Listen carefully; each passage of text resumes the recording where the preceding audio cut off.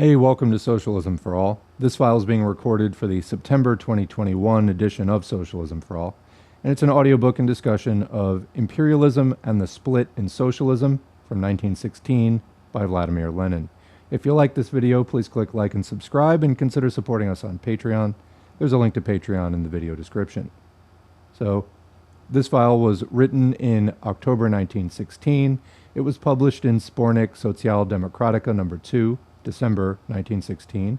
Signed N. Lenin, published according to that text. Sources: Lenin Collected Works, Progress Publishers, 1964, Moscow, Volume 23. It was translated by M.S. Levin, the late Joe Feinberg, and others. Transcription by Zodiac. HTML markup by Brian Baggins and D. Walters. And it's in the public domain at the Marxists Internet Archive, marxists.org. Thanks as usual to MIA for hosting this and thousands of other free Marxist texts. Please go check them out and support them if you can. So, before we get started, my apologies for the air conditioner noise in the background. As I record this, it's summer, I'm on an upper floor, and it's hot. Let's get into the text. Is there any connection between imperialism and the monstrous and disgusting victory that opportunism, in the form of social chauvinism, has gained over the labor movement in Europe? This is the fundamental question of modern socialism, and having in our party literature fully established, first, the imperialist character of our era and of the present war, and second, the inseparable historical connection between social chauvinism and opportunism, as well as the intrinsic similarity of their political ideology, we can and must proceed to analyze this fundamental question. Quick footnote in the text there, the reference about the present war is the First World War, 1914 to 1918. Continuing. We have to begin with as precise and full a definition of imperialism as possible. Imperialism is a specific historical stage of capitalism. Its specific character is threefold. Imperialism is monopoly capitalism, parasitic or decaying capitalism, moribund capitalism. Comment: in other words, this is no longer the ascendant capitalism that once broke through feudalism. It is capitalism that has been consolidated, condensed, and in decay. Continuing. The supplanting of free competition by monopoly is the fundamental economic feature, the quintessence of imperialism. Another quick comment there. You often hear people saying, like in the US at least, oh, it's crony capitalism. We need real capitalism. Yeah, that's a fundamentally reactionary thing. You can't just go back to an earlier stage of capitalism. You can only go forward. Trying to turn the wheel of history back is, people have tried it. It does not end well. Don't do this. We need to go forward through all that consolidation and then to the abolition of private property, where all of that consolidated wealth can just simply be held in common. That would be the best move. That's what we promote as socialists. Continuing. Monopoly manifests itself in 5 principal forms. 1. Cartels, syndicates, and trusts. The concentration of production has reached a degree which gives rise to these monopolistic associations of capitalists. 2. The monopolistic position of the big banks. 3, 4, or 5 giant banks manipulate the whole economic life of America, France, and Germany. Quick side note there. I love it when people try to tell me that Marxism or Marxism-Leninism is like a historical relic and doesn't matter anymore. No, this sounds exactly like today because it is. Because while the technology has changed, the technology mainly affects productivity, and fundamentally what we're talking about here is property relations. The laws about who owns what, who's entitled to what, that hasn't changed. It's untouched for 100 years. It was written over 100 years ago, 105 years ago. So yeah. Continuing. Point 3, seizure of the sources of raw material by the trusts and the financial oligarchy. Finance capital is monopoly industrial capital merged with bank capital. Point 4, the economic partition of the world by the international cartels has begun. There are already over 100 such international cartels which command the entire world market and divide it, quote, amicably among themselves until war redivides it. The export of capital as distinct from the export of commodities under non-monopoly capitalism is a highly characteristic phenomenon and is closely linked with the economic and territorial political partition of the world. Point 5. The territorial partition of the world, colonies, is completed. Comment again. Does that sound like the age we're living in? Yes. These principles have just kept rolling along, and the only real difference that I see is that at this stage when Lenin was writing, there had not yet been any large-scale socialist revolutions against it which took hold of a whole country or a whole region. Continuing. Imperialism, as the highest stage of capitalism in America and Europe, and later in Asia, took final shape in the period 1898 to 1914. The Spanish-American War of 1898, the Anglo-Boer War, 1899 to 1902, the Russo-Japanese War, 1904 to 1905, and the economic crisis in Europe in 1900 are the chief historical landmarks in the new era of world history. The fact that imperialism is parasitic or decaying capitalism is manifested first of all in the tendency to decay, which is characteristic of every monopoly under the system of private ownership of the means of production. The difference between the democratic republican and the reactionary monarchist imperialist bourgeoisie is obliterated precisely because they are both rotting alive, which by no means precludes an extraordinarily rapid development of capitalism in individual branches of industry, in individual countries, and in individual periods. Secondly, the decay of capitalism is manifested in the creation of a huge stratum of rentiers, capitalists who live by clipping coupons. In each of the 4 leading imperialist countries, England, USA, France, and Germany, capital in securities amounts to 100,000 or 150,000 million francs, from which each country derives an annual income of no less than 5 to 8,000 million. Comment, I guess billion hadn't been coined yet. Thirdly, export of capital is parasitism raised to a high pitch. Fourthly, quote, finance capital strives for domination, not freedom, unquote. Political reaction all along the line is a characteristic feature of imperialism. Corruption, bribery on a huge scale, and all kinds of fraud.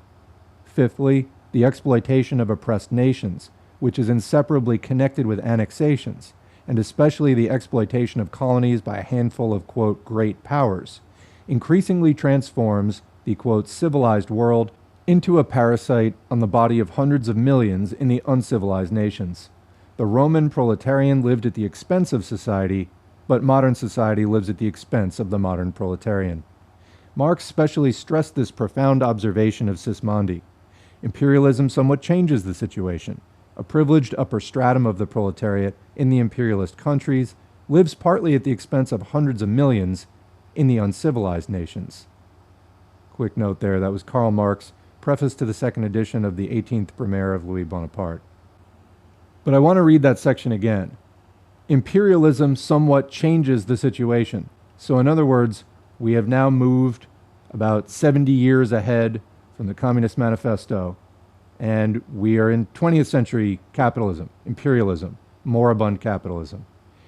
A privileged upper stratum of the proletariat in the imperialist countries lives partly at the expense of hundreds of millions in the uncivilized nations.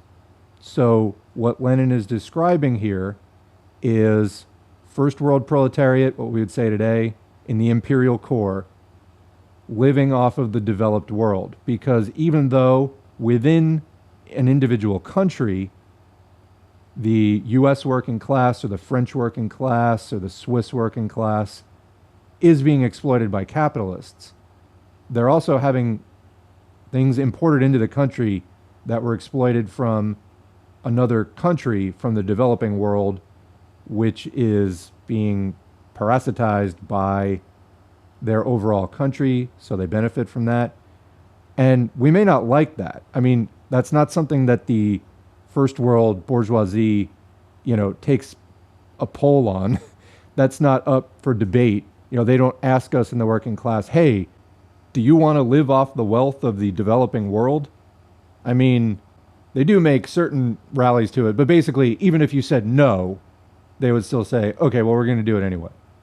So it's not entirely by choice. But what we need to do as proles in the first world, or imperial core, or developed world, whatever term you prefer for that, is at a minimum, as a starting point, have some awareness of this overall dynamic, and do not think that your struggles are completely on par with the struggles of the proletarians in the developing world. Because the relationship of your country to the global imperial system is not the same as developing nations' relationship to it. People often say, why hasn't there been, or when is there going to be a revolution in this developed country, in this imperial country? And I think you have to look at the overall system for that. And, where is revolution most likely? Well, where has revolution happened the most? It's been actually in the less developed countries. So it could be, Marx's theory that countries which were the bleeding edge of technology and the development of capitalism, that the, class antagonisms would make themselves clearest there first. But it's also possible that this entire system just wasn't as clear yet on a global scale. And, it makes sense if we're talking about proletarian revolution from the bottom up, that the actual least developed, most backward, most exploited places, well, if we're going to have actually an effective revolution of, the global underclass, that it actually occur in the global underclass, which the first world, imperial core working class just is not that global underclass in the same way. There's also the complication of settler colonial nations. So you have, for example, on the one hand, countries like England and France and Germany and Holland and Spain. They've been there for a long time in the same place. Any, conquest of land occurred thousands of years ago and, was settled several stages of class struggle back, under a much earlier period.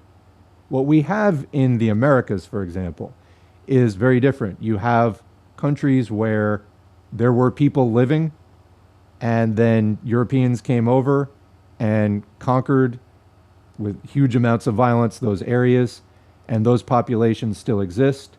So which is the rightful nation with claim to that land? The working class of the settler colonial population which colonized the land, or the original nations that were living there?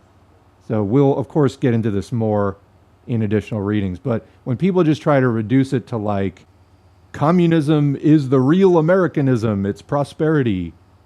Well, if it's the real Americanism, Americanism is settler colonialism. So how could that be? And why would people want that who are actually in the underclass?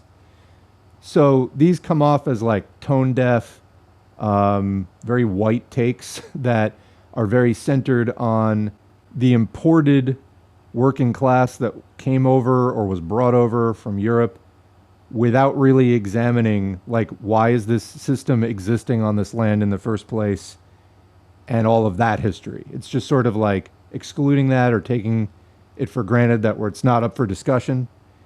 And it's trying to just analyze what happened from 1776 onward. And you just simply can't do that and expect to have a movement that's really going to be inclusive of the actual underclasses in those countries, or on that land.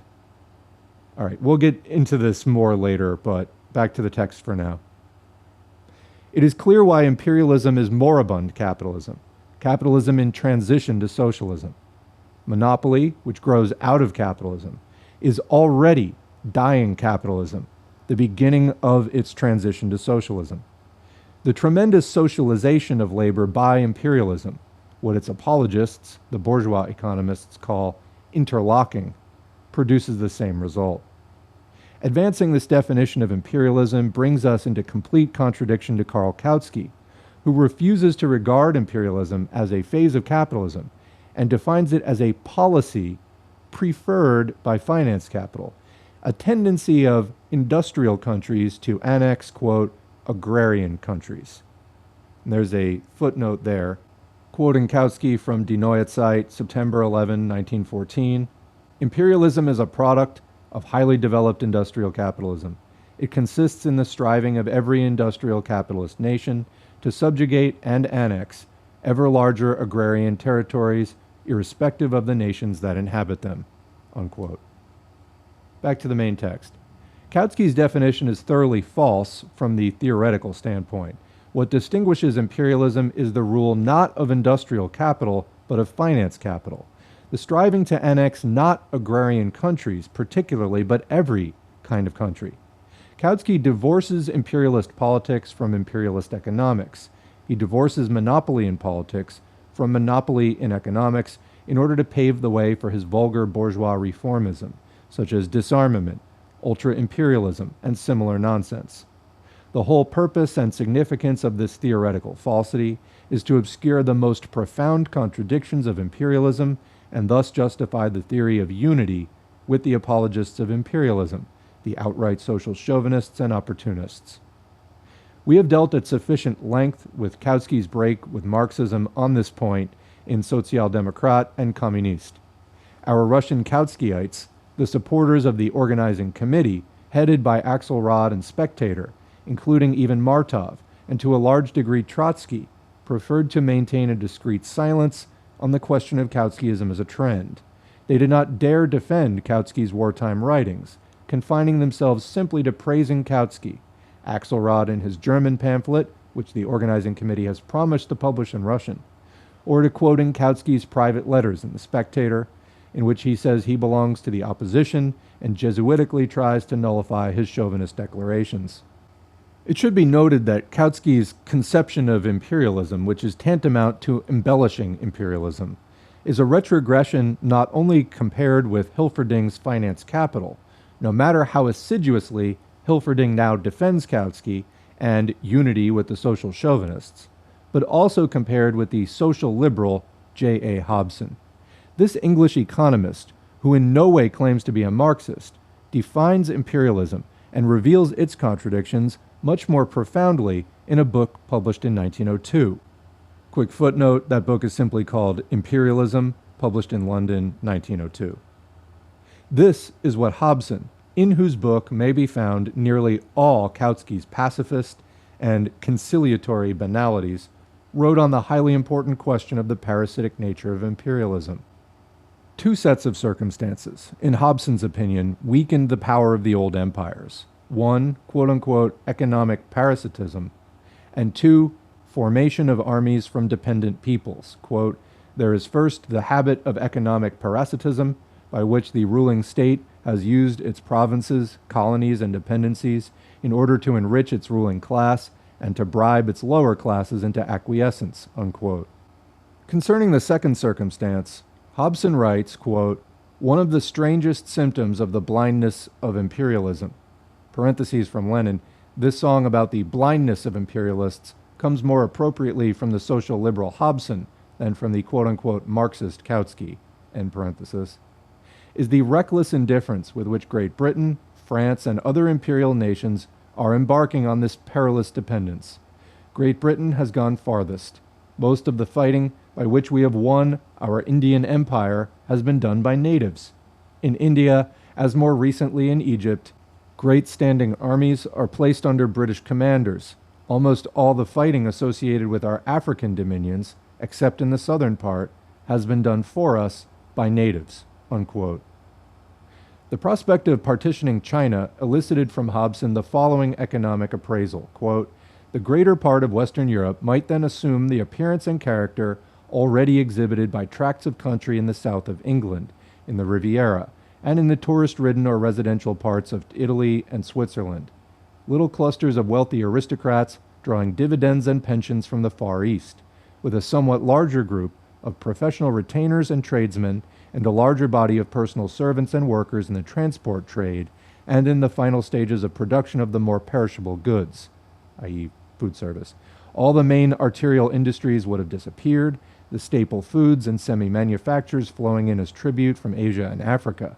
We have foreshadowed the possibility of even a larger alliance of Western states, a European federation of great powers, which, so far from forwarding the cause of world civilization, might introduce the gigantic peril of a Western parasitism, a group of advanced industrial nations whose upper classes drew vast tribute from Asia and Africa, with which they supported great tame masses of retainers. Damn. No longer engaged in the staple industries of agriculture and manufacture, but kept in the performance of personal or minor industrial services under the control of a new financial aristocracy. Let those who would scout such a theory, Lenin says, he should have said prospect, as undeserving of consideration. No, that's exactly what has happened. Wow. Examine the economic and social condition of districts in southern England today, which are already reduced to this condition, and reflect upon the vast extension of such a system, which might be rendered feasible by the subjection of China to the economic control of similar groups of financiers, investors or rentiers, and political and business officials, draining the greatest potential reservoir of profit the world has ever known in order to consume it in Europe. The situation is far too complex, the play of world forces far too incalculable, to render this or any other single interpretation of the future very probable, but the influences which govern the imperialism of Western Europe today are moving in this direction, and, unless counteracted or diverted, make towards such a consummation." Unquote. Hobson, back to Lenin, the social liberal, fails to see that this, quote, counteraction can be offered only by the revolutionary proletariat and only in the form of a social revolution. But then he is a social liberal. Nevertheless, as early as 1902, he had an excellent insight into the meaning and significance of a United States of Europe, be it said for the benefit of Trotsky, the Kautskyiite, and of all that is now being glossed over by the hypocritical Kautskyites of various countries, namely that the opportunists, social chauvinists, are working hand in glove with the imperialist bourgeoisie precisely towards creating an imperialist Europe on the backs of Asia and Africa, and that objectively the opportunists are a section of the petty bourgeoisie and of a certain strata of the working class who have been bribed out of imperialist super profits and are converted to watchdogs of capitalism and corruptors of the labor movement.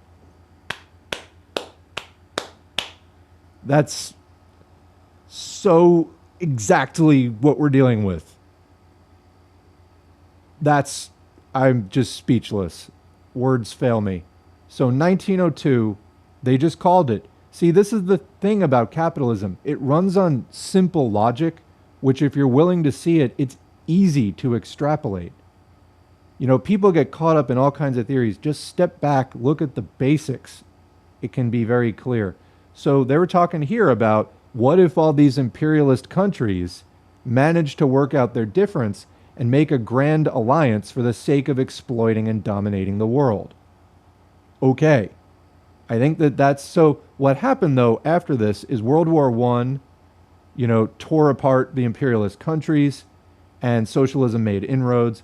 World War II again tore it apart. I mean, there were still lasting gashes from World War I that in many ways just sort of rolled over into World War II, a flare-up of some of the same basic conflicts.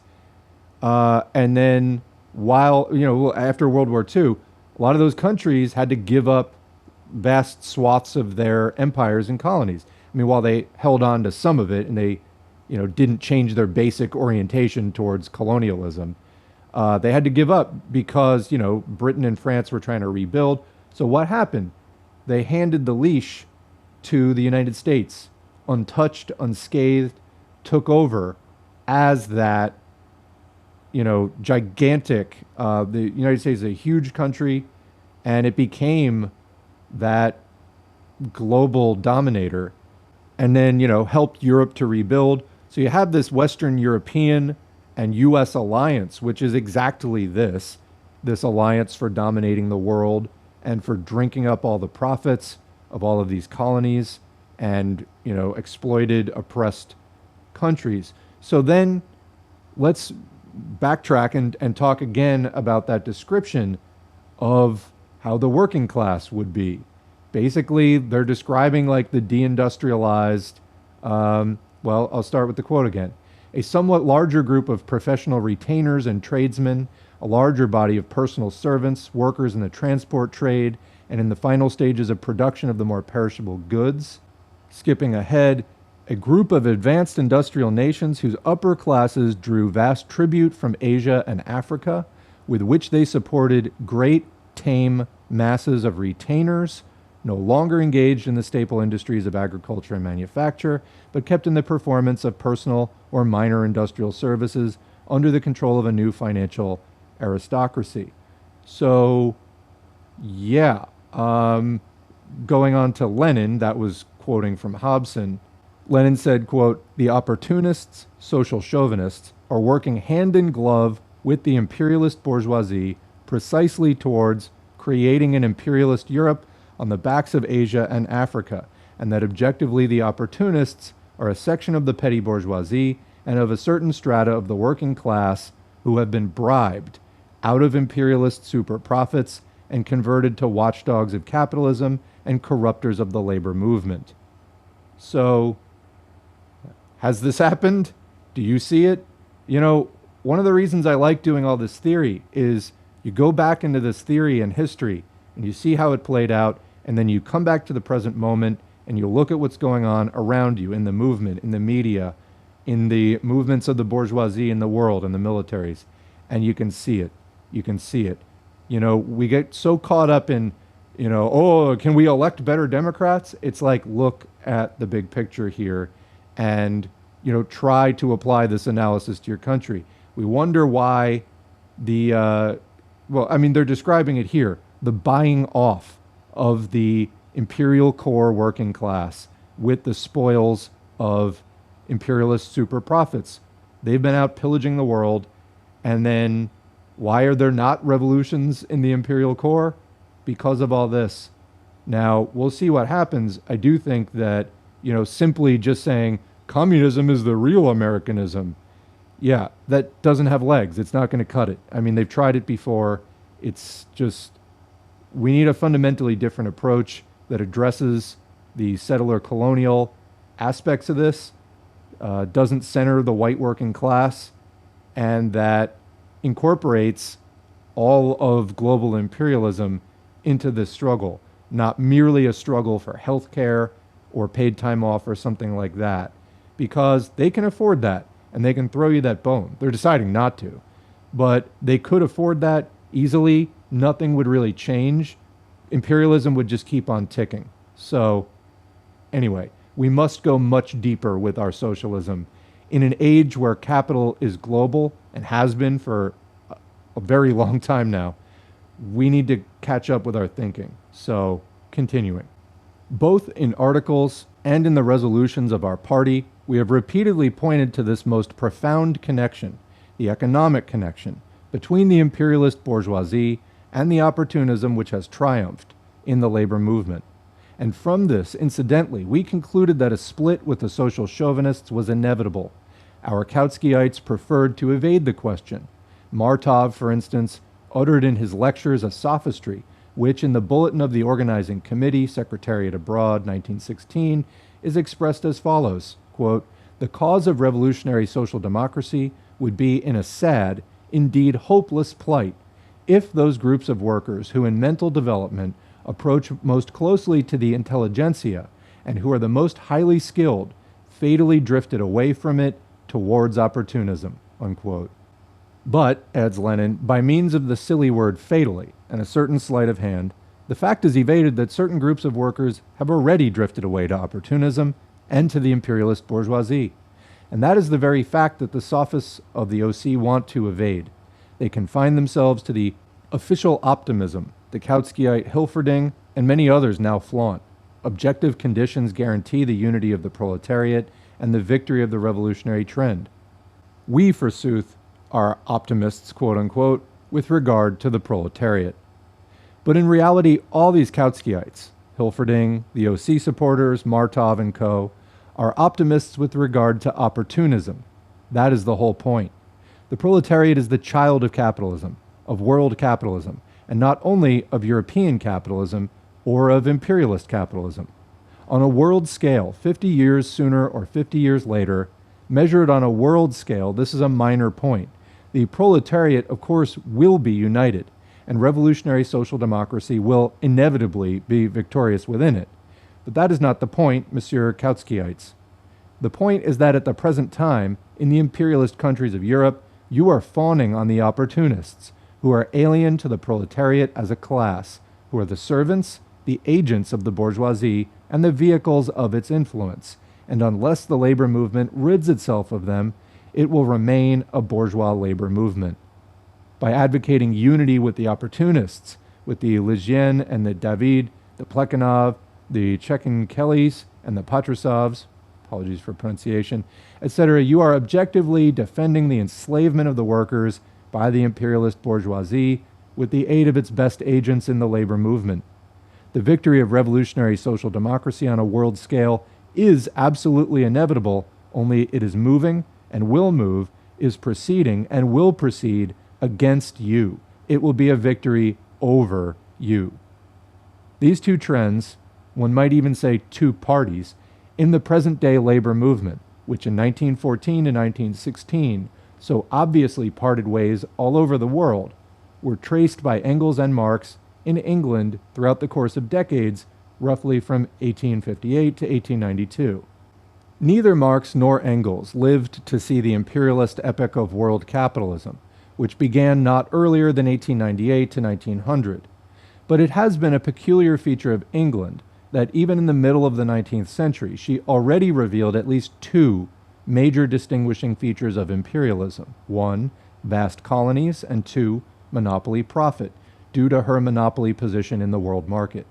In both respects, England at that time was an exception among capitalist countries, and Engels and Marx, analyzing this exception, quite clearly and definitely indicated its connection with the temporary victory of opportunism in the English labor movement. In a letter dated to Marx, dated October 7, 1858, Engels wrote, quote, "The English proletariat is actually becoming more and more bourgeois, so that this most bourgeois of all nations is apparently aiming ultimately at the possession of a bourgeois aristocracy and a bourgeois proletariat alongside the bourgeoisie itself. For a nation which exploits the whole world, this is of course to a certain extent justifiable," unquote. In a letter to Sorge, dated September 21st, 1872, Engels informs him that Hales kicked up a big row in the Federal Council of the International and secured a vote of censure on Marx for saying that, quote, "the English labor leaders had sold themselves," unquote.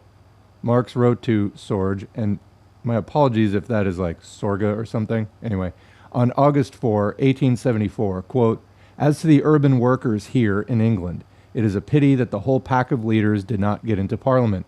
This would be the surest way of getting rid of the whole lot," unquote. In a letter to Marx, dated August 11, 1881, Engels speaks about, quote, "those very worst English trade unions which allow themselves to be led by men sold to, or at least paid by, the bourgeoisie," unquote. In a letter to Kautsky, dated September 12, 1882, Engels wrote, quote, "You ask me what the English workers think about colonial policy. Well, exactly the same as they think about politics in general. There's no workers' party here. There are only conservatives and liberal radicals, and the workers gaily share the feast of England's monopoly of the world market and the colonies," unquote. On December 7, 1889, Engels wrote to Sorge, quote, "The most repulsive thing here in England is the bourgeois respectability, which has grown deep into the bones of the workers. Even Tom Mann, who I regard as the best of the lot, is fond of mentioning that he will be lunching with the Lord Mayor. If one compares this with the French, one realizes what a revolution is good for, after all," unquote. In a letter dated April 19, 1890, quote, "But under the surface, the movement of the working class in England is going on, is embracing ever wider sections, and mostly just among the hitherto stagnant, lowest strata. The day is no longer far off when this mass will suddenly find itself, when it will dawn upon it that it itself is this colossal mass in motion," unquote. On March 4, 1891, quote, "The failure of the collapsed Dockers Union, the old conservative trade unions, rich and therefore cowardly, remain lone on the field," unquote. September 14, 1891, "At the Newcastle Trade Union Congress, the old unionists opponents of the 8-hour day were defeated, and, quote, the bourgeois papers recognized the defeat of the bourgeois Labor Party, unquote.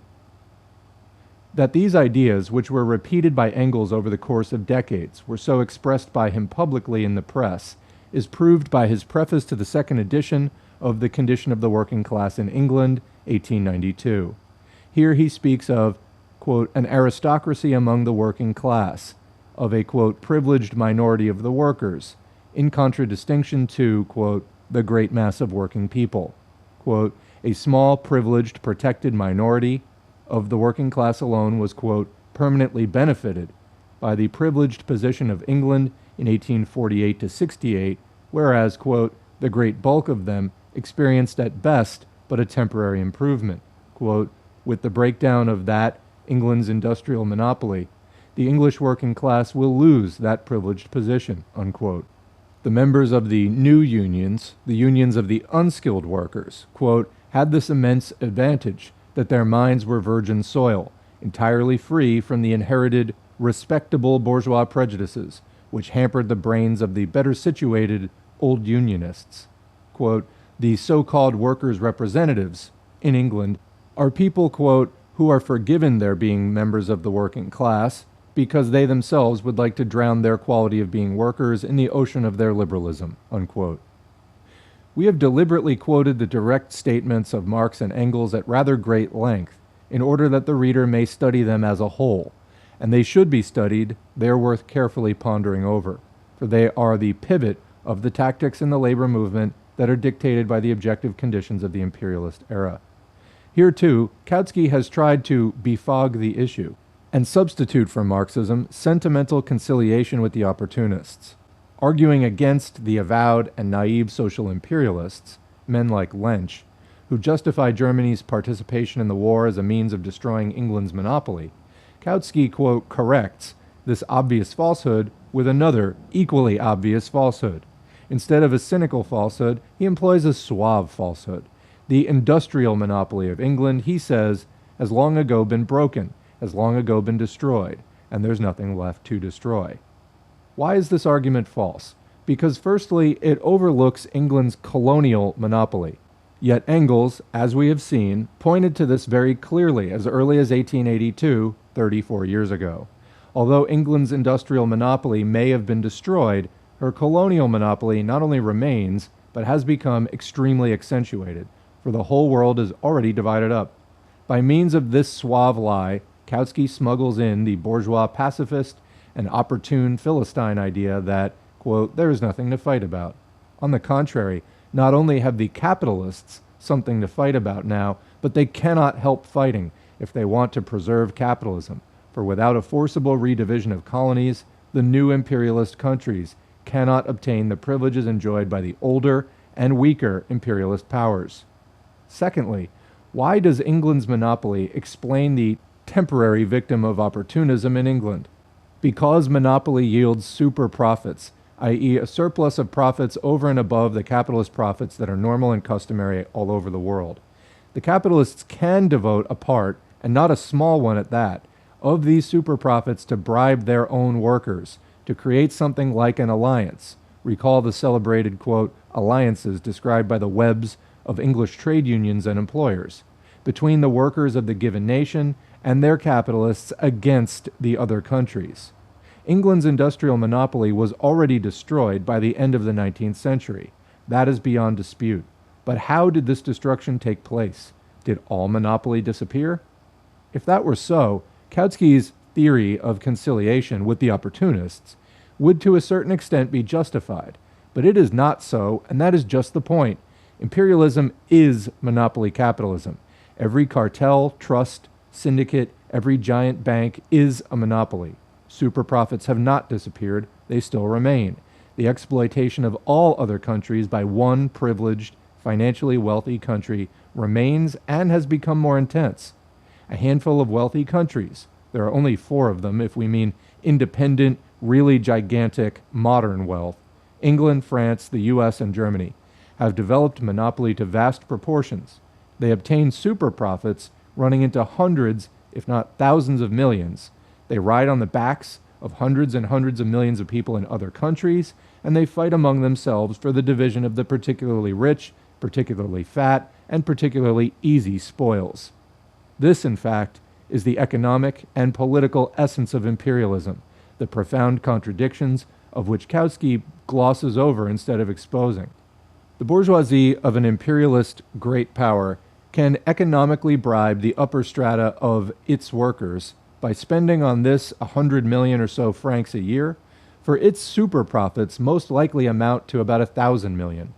And how this little sop is divided among the labor ministers, labor representatives, remember Engels' splendid analysis of that term, labor members of war industries committees, labor officials, workers belonging to the narrow craft unions, office employees, etc., is a secondary question. Between 1848 and 1868, and to a certain extent even later, only England enjoyed a monopoly. That is why opportunism could prevail there for decades. No other countries possessed either very rich colonies or an industrial monopoly. The last third of the 19th century saw the transition to the new imperialist era. Finance capital not of one, but of several, though very few, great powers enjoys a monopoly. In Japan and Russia, the monopoly of military power, vast territories, or special facilities for robbing minority nationalities, China, etc., partly supplements and partly takes the place of the monopoly of modern, up-to-date finance capital. This difference explains why England's monopoly position could remain unchallenged for decades. The monopoly of modern finance capital is being frantically challenged. The era of imperialist wars has begun. It was possible in those days to bribe and corrupt the working class of one country for decades. This is now improbable, if not totally impossible. But on the other hand, every imperialist great power can and does bribe smaller strata than in England in 1848 to 68 of their labor aristocracy. I just want to comment here. Every time that Lenin writes great power, he puts great in quotes. Gotta love the consistent sarcasm. I appreciate that. Formerly a, quote, bourgeois labor party, to use Engels' remarkably profound expression, could arise only in one country, because it alone enjoyed a monopoly, but on the other hand, it could exist for a long time. Now, a, quote, bourgeois labor party is inevitable and typical in all imperialist countries. But in view of the desperate struggle they are waging for the division of spoils, it is improbable that such a party can prevail for long in a number of countries. For the trusts, the financial oligarchy, high prices, etc., while enabling the bribery of a handful in the top layers, are increasingly oppressing, crushing, ruining, and torturing the mass of the proletariat and the semi-proletariat. On the one hand, there's the tendency of the bourgeoisie and the opportunists to convert a handful of very rich and privileged nations into, quote, eternal parasites on the body of the rest of mankind, to, quote, rest on the laurels of the exploitation of Negroes, Indians, etc., keeping them in subjection with the aid of the excellent weapons of extermination provided by modern militarism. On the other hand, there is the tendency of the masses, who are more oppressed than before and who bear the whole brunt of imperialist wars, to cast off this yoke and to overthrow the bourgeoisie. It is in the struggle between these two tendencies that the history of the labor movement will now inevitably develop. For the first tendency is not accidental. It is substantiated economically. In all countries, the bourgeoisie has already begotten, fostered, and secured for itself, quote, bourgeois labor parties comprised of social chauvinists. The difference between a definitely formed party, like Bisalati's in Italy, for example, which is fully social imperialist, and say the semi-formed near party of the Patrusovs, Gvozdyovs, Balkans, Chekaidzes, Skobalevs and company is an immaterial difference. The important thing is that economically, the desertion of a stratum of the labor aristocracy to the bourgeoisie has matured and become an accomplished fact. And this economic fact, this shift in class relations, will find political form in one shape or another without any particular difficulty. I just want to make a quick comment here. So this is from about 10 years later, but one of the things about U.S. history that I like the best, like one of the most positive moments to me, was 1905, the founding of the IWW. As far as being a labor union, but not a regular craft or trade union, an industrial union which had as its aim anti-capitalist revolution. This to me was such a promising moment in U.S. history, and I love reading old IWW stuff. We read, for example, Eugene Debs. Debs was one of the co-creators of, co-founders of the IWW, or the Wobblies as they're known, Industrial Workers of the World. That union eventually succumbed to various splits and oppression, and there were anarchist factions, and then there were more elitist factions, and anyway, the whole thing got kind of destroyed. But the whole idea goes against what Engels and Lenin, Lenin quoting Engels, we're talking about here, which is, this idea of a labor aristocracy and a certain stratum of the working class being bought off by the bourgeoisie and, sort of join us in our domination of the world. The IWW was one union of all the workers, specifically went after people who weren't skilled, so they couldn't join, craft or trade unions. And their fundamental methods of organization were different. Industrial unionism, so everyone in an industry was aligned in the same union rather than everyone in the same profession. So, for example, if you worked in a hospital, the doctors, nurses, janitors, building maintenance people, they would all be in the same union so that you could shut the whole thing down. So, anyway, that's an interesting history. But when people just now, the U.S. labor movement has been decimated. It might be like bouncing back by half a percentage point membership or something like that now. But when people tout labor unions as like an end in themselves, this is not necessarily a socialist aim. Socialists often do try to work within labor unions as agitators and things like that. But especially in imperialist countries, there's this very real phenomenon of, labor unions aligning themselves with the interests of the bourgeoisie and, against the global south, for example, or just the developing world. And if you don't have a revolutionary outlook, you're helping the bourgeoisie. Because we live in a state of affairs, not like political state, but we live in a situation where just daily, by the second, massive amounts of wealth are flowing to the global 1%. And if you're not concretely opposed to that, not just about, I want to get Medicare for all, or I want to get this or that. If you're not about fundamentally stopping that system and replacing it with socialism, you're doing it wrong. And you're really, by not explicitly opposing the interests of the global imperialist class, you are helping them because all the momentum is going in their favor, and you just looking out for number one amid that, that's exactly what they want. So I cite the IWW here as an example of one of these new unions that didn't have that baggage and was trying a new approach that was revolutionary, anti-capitalist, and destined not to become part of that labor aristocracy. That was not its aim. That was not its ambition. In the U.S. labor movement, there's plenty of relatively conservative labor federations within that. The AFL was not highly regarded by communists at the time. So anyway, I mention this because, like I said, the labor movement has been decimated. And yeah, if there's a union, join it, okay? You're going to be better off. We live in very precarious times. Join it. You're going to be better off. But also bring your anti-imperialist politics, your communist politics into that situation and see how you can apply them if you can. Because again, there's a lot of people now in the sort of populist realm in the U.S. who are like, labor unions, unequivocally good. And it's honestly just deeper than that. So anyway, that's, at Socialism for All, I like to say we're trying to raise the bar here. Higher standards, deeper analysis, more theory, more history, and this is a good example. Anyway, back to the text.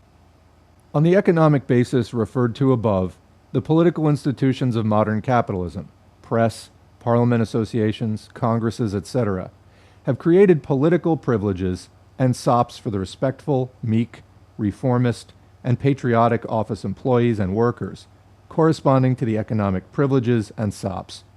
Lucrative and soft jobs in the government or on the war industries committees, in parliament and on diverse committees, on the editorial staffs of respectable, legally published newspapers, or on the management councils. I love it. It's like, if your newspaper is legal, what are you even doing? Or on the management councils of no less respectable and bourgeois law-abiding trade unions. This is the bait by which the imperialist bourgeoisie attracts and rewards the representatives and supporters of the bourgeois labor parties. The mechanics of political democracy work in the same direction. Nothing in our times can be done without elections. Nothing can be done without the masses. And in this era of printing and parliamentarism, it is impossible to gain the following of the masses without a widely ramified, systematically managed, well-equipped system of flattery, lies, fraud, juggling with fashionable and popular catchwords, and promising all manner of reforms and blessings to the workers right and left, as long as they renounce the revolutionary struggle for the overthrow of the bourgeoisie. I would call this system Lloyd Georgeism, after the English minister Lloyd George, one of the foremost and most dexterous representatives of this system in the classic land of the bourgeois Labor Party. A first-class bourgeois manipulator, an astute politician, a popular orator who will deliver any speeches you like, even revolutionary ones, to a labor audience, and a man who is capable of obtaining sizable sops for docile workers in the shape of social reforms, insurance, etc. Lloyd George serves the bourgeoisie splendidly, and serves it precisely among the workers, brings its influence precisely to the proletariat, to where the bourgeoisie needs it most, and where it finds it most difficult to subject the masses morally. And is there such a great difference between Lloyd George and the Scheidemans, Legiens, Hendersons and Heinemans, Plekhanovs, Renaudels and company? Of the latter, it may be objected, some will return to the revolutionary socialism of Marx. This is possible, but it's an insignificant difference in degree, if the question is regarded from its political, i.e. its mass aspect. Certain individuals among the present social chauvinist leaders may return to the proletariat, but the social chauvinist, or, what is the same thing, opportunist trend, can neither disappear nor return to the revolutionary proletariat. Wherever Marxism is popular among the workers, this political trend, this bourgeois labor party, will swear by the name of Marx. It cannot be prohibited from doing this, just as a trading firm cannot be prohibited from using any particular label, sign, or advertisement. It has always been the case in history that after the death of revolutionary leaders who were popular among the oppressed classes, their enemies have attempted to appropriate their names so as to deceive the oppressed classes. I should have done this one on Martin Luther King Day. The fact is that bourgeois labor parties, as a political phenomenon, have already been formed in all the foremost capitalist countries, and that unless determined and relentless struggle is waged along all the line against these parties, or groups, trends, etc., it's all the same, there can be no question of a struggle against imperialism, or of Marxism, or of a socialist labor movement. The Chekaidze faction, Nasha Dielo and Golos Truda in Russia, Mensheviks, and the OC supporters abroad are nothing but varieties of one such party. There's not the slightest reason for thinking that these parties will disappear before the social revolution. On the contrary, the nearer the revolution approaches, take note, the nearer the revolution approaches, the more strongly it flares up, and the more sudden and violent the transitions and leaps in its progress, the greater will be the part the struggle of the revolutionary mass stream against the opportunist petty bourgeois stream will play in the labor movement. Kautskyism is not an independent trend because it has no roots either in the masses or in the privileged stratum which has deserted to the bourgeoisie. But the danger of Kautskyism lies in the fact that, utilizing the ideology of the past, it endeavors to reconcile the proletariat with the bourgeois labor party, to preserve the unity of the proletariat with that party, and thereby enhance the latter's prestige. The masses no longer follow the avowed social chauvinists. Lloyd George has been hissed down at workers' meetings in England, Heinemann has left the party, the Renaudels and Scheidemans, the Patrusovs and Gvozdyovs are protected by the police. The Kautskyites' masked defense of the social chauvinists is much more dangerous. One of the most common sophistries of Kautskyism is its reference to the masses. We do not want, they say, to break away from the masses and mass organizations. But just think how Engels put the question. In the 19th century, the, quote, mass organizations of the English trade unions were on the side of the bourgeois Labor Party. Marx and Engels did not reconcile themselves to it on this ground. They exposed it. They did not forget, firstly, that the trade union organizations directly embraced a minority of the proletariat. In England then, as in Germany now, not more than 1/5 of the proletariat was organized. No one can seriously think it possible to organize the majority of the proletariat under capitalism. Secondly, and this is the main point, it isn't so much a question of the size of an organization as of the real, objective significance of its policy. Does its policy represent the masses? Does it serve them? I.e., does it aim at their liberation from capitalism, or does it represent the interests of the minority's reconciliation with capitalism? The latter was true of England in the 19th century, and it's true of Germany now. Engels draws a distinction between the bourgeois Labor Party of the old trade unions, the privileged minority, and the lowest mass, the real majority, and appeals to the latter, who are not infected by bourgeois respectability. This is the essence of Marxist tactics. So comment, again to bring up the IWW, they used to do songs a lot. They were known as the singing union. They would often organize in like mining camps and, among workers who really were homeless. They just kind of went from one job to the next, migrant workers, people who would ride the rails. And one of the songs they would do is Hallelujah, I'm a Bum. So, this wasn't, what you see from the right populists today, like from MAGA, where they're like, I'm a proud deplorable. It's like, okay, well, you're actually talking about like your values are shitty, but like you care more about bourgeois things, but you have these sort of horrible, contrarian, antisocial, anti-worker views for your politics. That's really like a gross perversion of the idea of who is the actual underclass in society. I mean, again, those kind of conservative right populists, never-ending stream of trying to make themselves the victim and make themselves the underclass. Like they just want to see that so badly. They don't want to see they're actually standing on people's heads. And, anyway. But for those whose heads, are being stood upon by the MAGA people and reactionary petty bourgeois pieces of shit that are out there and just, just the narcissism of these people, it's just unfathomable. Anyway, but things like Hallelujah, I'm a Bum, it was just like, yeah, I'm in the totally dispossessed working class and I'm not going to feel some kind of bourgeois shame about that.